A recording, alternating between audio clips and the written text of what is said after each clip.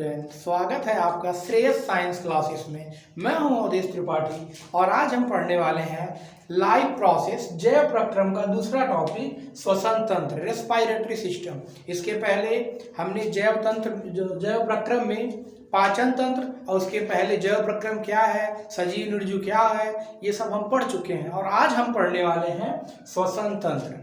तो अगर आपने इसके पहले वीडियो नहीं देखा है तो प्लीज इसे देखें ताकि आपको ये समझने में ज़्यादा आसानी हो। तो चलिए शुरू करते हैं। श्वसन तंत्र, रेस्पिरेटरी सिस्टम।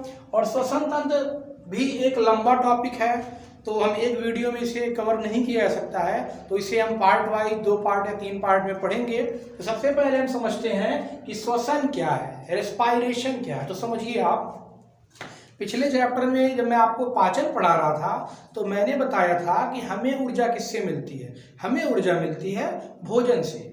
तो भोजन से ऊर्जा मिलती है तो आपको बताया था कि जो हम भोजन करते हैं उसमें स्टार्च है, स्टार्च टूटता है किसमें, ग्लूकोज में, और ग्लूकोज का ऑक्सीकरण होता है तो ऊर्जा मिलती है। तो उसी से रिलेटेड है श्वसन। श्वसन क्या है, देखिए श्वसन में हमारा जो शरीर है इसे चलाने के लिए हमें निरंतर ऊर्जा की आवश्यकता होती है। यदि हमें अपने शरीर के कार्यों को चलाना है, हमें अपने आप को चलाना, तो हमें क्या चाहिए, ऊर्जा।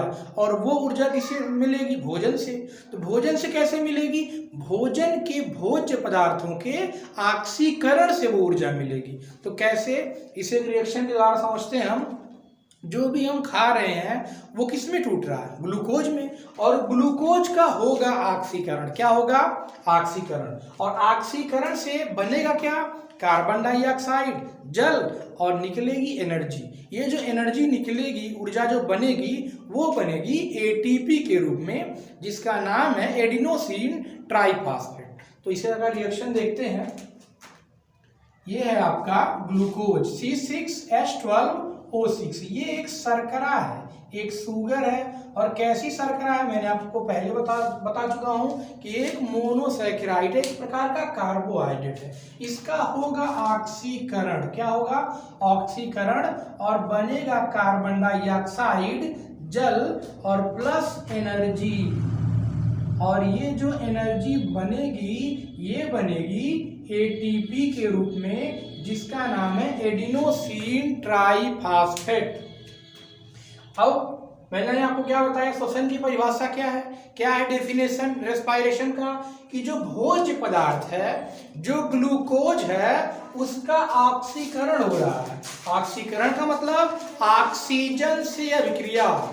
ये जो भोज्य पदार्थ है उससे ऑक्सीजन रिएक्शन कर रहा है, अभिक्रिया कर रहा है, और बन रहा है कार्बन डाइऑक्साइड, जल, और प्लस एनर्जी।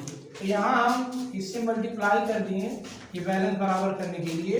तो यहाँ से देखिए, आपको ऑब्जेक्टिव क्वेश्चन पूछ सकता है कि ग्लूकोज के एक अणु से कितने कार्बन डाइऑक्साइड बनते हैं। एक ग्लूकोज के पूर्ण ऑक्सीकरण से कितने कार्बन डाइऑक्साइड बनते हैं। तो एक ग्लूकोज के एक अणु से 6 मोल कार्बन डाइऑक्साइड बनते हैं। तो इसे आप याद रखिएगा।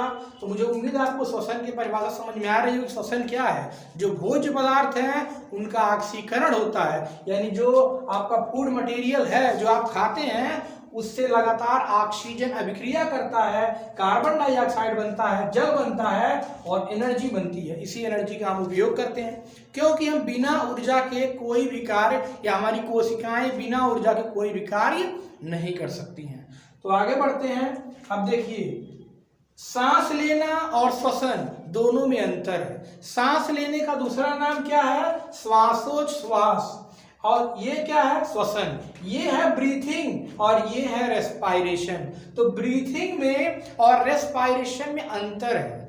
जो हम ऑक्सीजन लेते हैं और कार्बन डाइऑक्साइड निकालते हैं वो है क्या, श्वासोच्छ्वास, जिसे हम बोलते हैं ब्रीथिंग।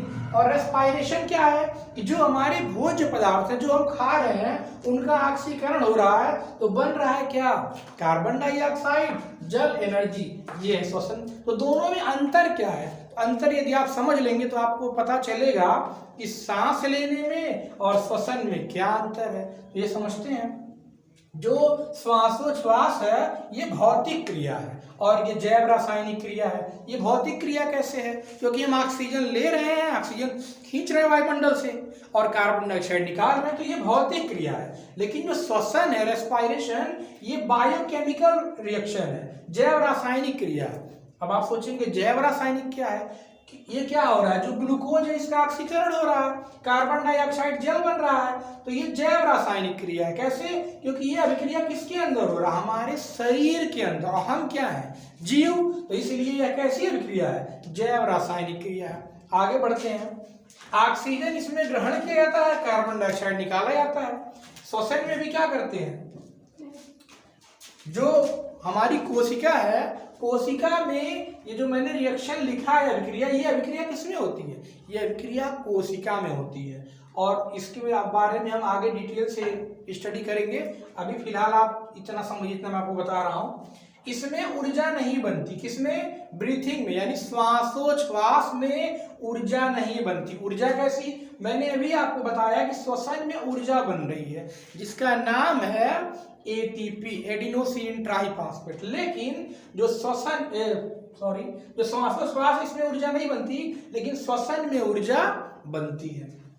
अब आगे देखिए, जो श्वासोच्छ्वास है यानी ब्रीथिंग है, इसमें इस क्रिया के लिए किसी एंजाइम की आवश्यकता नहीं होती। अब आप बताइए, हम ऑक्सीजन ले रहे हैं, कार्बन डाइऑक्साइड निकाल रहे हैं, तो क्या इसमें कोई एंजाइम लगेगा? नहीं। लेकिन जब ये रेस्पायरेशन होगा तो इसमें क्या होगा? एंजाइम की आवश्यकता होती है।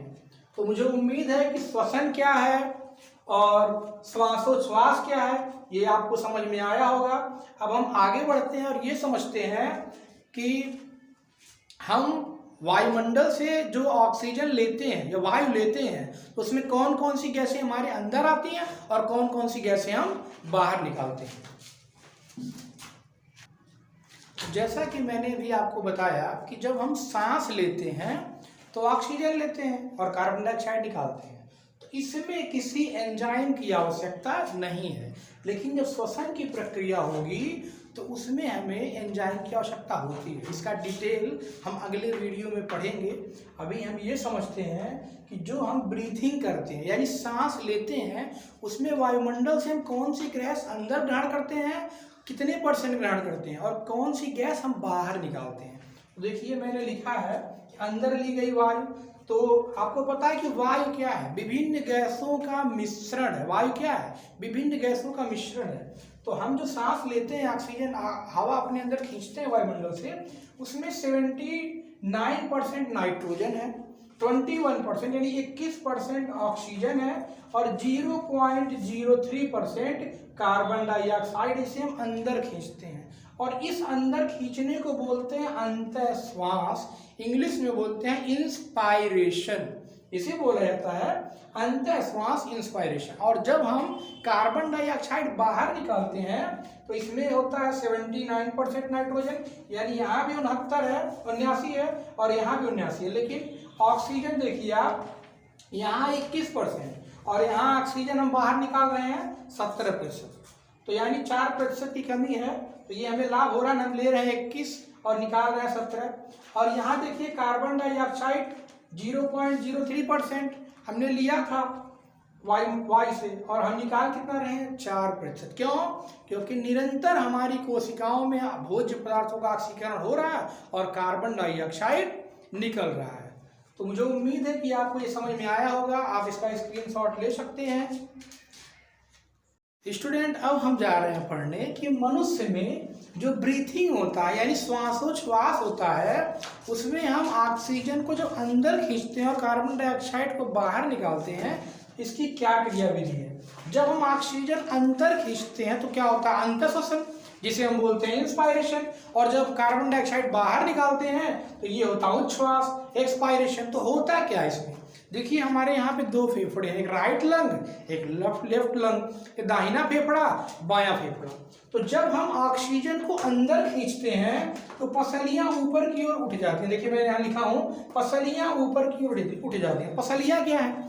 हम लोगों में ये जो भाग है इसको बोलते हैं वक्ष गुहा, यानी यहाँ देखिए, हम लोग यहाँ पे यहाँ से लेके यहाँ तक ये हमारी थोरेसिस कैविटी है, वक्ष गुहा है। और इस वक्ष गुहा में यहाँ बीच में एक स्टर्नम हड्डी होती है और यहाँ रिब्स होती है। रिब्स को हिंदी में बोलते हैं पसलियाँ, 12 इधर होती है 12 इधर होती है। और इन पसलियों के पीछे हमारा फेफड़ा होता है। तो जब हम ऑक्सीजन अंदर खींचते हैं, ऐसे खींच कर रहे हैं, तो हमारा क्या होता है, पसलियाँ ऊपर उठती हैं। आप मुझे देखिए, तो हमारी पसलियाँ ऊपर उठती हैं और वक्ष गुहा का आयतन बढ़ जाता है। जो हमारी थोरेसिस कैविटी है इसका वॉल्यूम बढ़ जाता है, जो आयतन है ऐसे कर रहे हैं तो हमारा जो वक्ष गुहा है इसका आयतन बढ़ जाता है। लेकिन जब हम कार्बन डाइऑक्साइड छोड़ते हैं करते हैं तो फिर ये अपनी जगह पे आ रहा है। तो इसमें क्या होगा, वक्ष गुहा का आयतन कम होगा।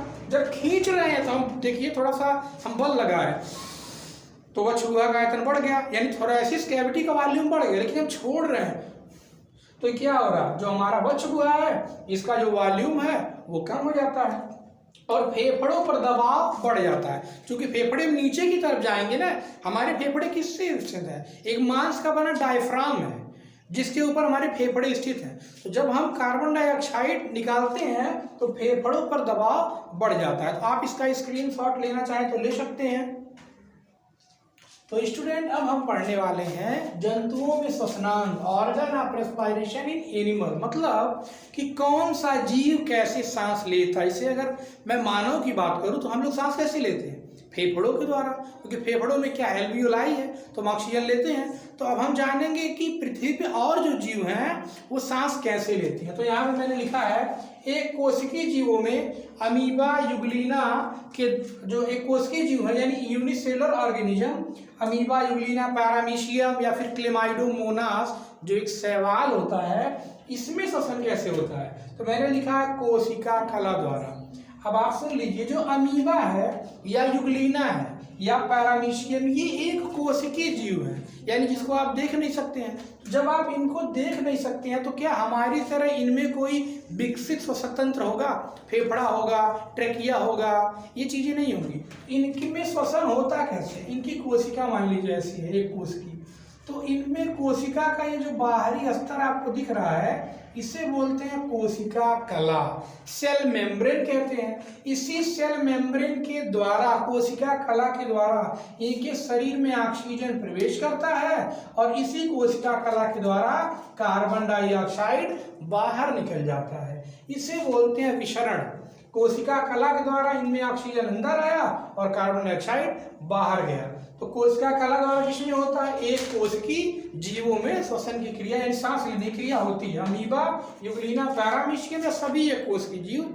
और मैंने बताया आपको क्लेमाइडोमोनास जो एक शैवाल है वो भी एक कोशिकीय है, उसमें श्वसन कैसे होता है, कोशिका कला द्वारा। फिर मैंने लिखा है केचुआ, जोंक, मेढक। तो केचुआ क्या है, जिसे आप इंग्लिश से बोलते हैं अर्थवर्म, ये संघ एनेलिडा का प्राणी है।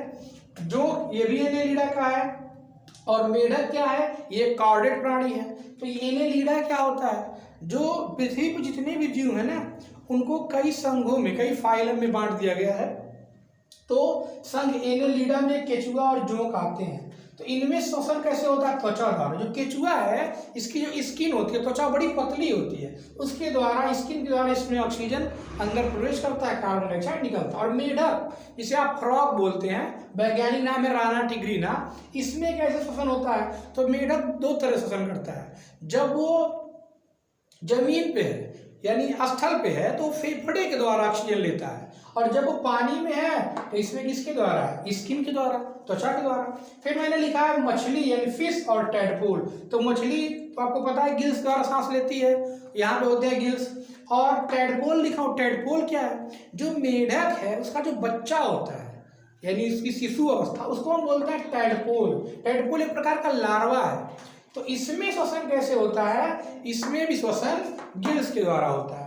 और फिर मैं लिखा हूँ कॉकरोच या अन्य कीट। तो कॉकरोच जिसे तिलचट्टा कहते हैं, इसमें श्वसन होता है और ट्रेकिया या श्वास नली के द्वारा होता है। तो ये ट्रेकिया हम लोगों में भी होता है। आगे जब मैं इसके बाद जो सेकंड पार्ट पढ़ेंगे उसमें थर्ड पार्ट, और उसमें आपको बताऊंगा मानव श्वसन के बारे में, तो बताऊंगा ट्रेकिया क्या है। बाकी अभी आप ये जानिए कि कॉकरोच में या अन्य कीटों में जो भी कीड़े होते हैं, इंसेक्ट, उनमें श्वसन कैसे होता है, ट्रेकिया या श्वास नली के द्वारा। जो बिच्छू है इसमें बुकलंग के द्वारा होता है। और जो रेप्टाइल्स है। रेप्टाइल्स क्या होते हैं? सरीसृप, रेंगने वाले प्राणी। छिपकली हो गई, गिरगिट हो गया, ये रेंगने वाले प्राणी है रेप्टाइल्स। इनमें श्वसन फेफड़े द्वारा। पक्षी यानी जो आप कौवा है, कबूतर है, इनमें कैसे हो रहा है? फेफड़े द्वारा। अस्तनी किसे कहते हैं? जो अपने बच्चों को दूध पिलाते हैं, वो अस्तनी। मानव, कुत्ता, बिल्ली, खरगोश, हिरन, ये सभी क्या? अस्तनी। इनमें भी श्वसन फेफड़ों द्वारा अर्थात लंग द्वारा होता है। तो आप इसका स्क्रीनशॉट ले सकते हैं और मुझे उम्मीद है कि आपको ये समझ में आया होगा। नेक्स्ट वीडियो में हम पढ़ेंगे कि कोशिकीय श्वसन की क्रियाविधि क्या है। धन्यवाद।